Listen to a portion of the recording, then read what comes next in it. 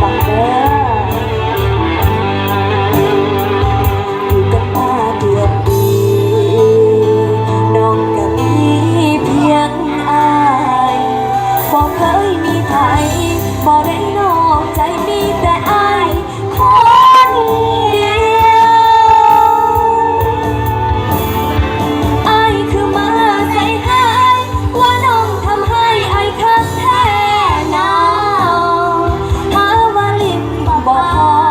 ยังอยากเป็นโสดบ่พร้อมมีคู่กายขออยู่กับอายใจมีเพียงอายอย่ามาหาตัวบอกมาเบิ่งหนูอายเอาหูเอาตาใส่อายบอกว่าโทรหาพ่อนักแม่ให้เพิ่นแก้กับสิ่งที่เป็นอยู่บอกว่าเฮาบ่แม่นเนื้อคู่สิบ่ฝืนใจน้องต่อความหักคืนที่เฮาสองคนอย่าได้บ่นน้ำแน่น้ำตาทุกปัญหามีทางออกทุกข้อขอให้แก้ไขเอาอายหากอายสิเปลี่ยนใจ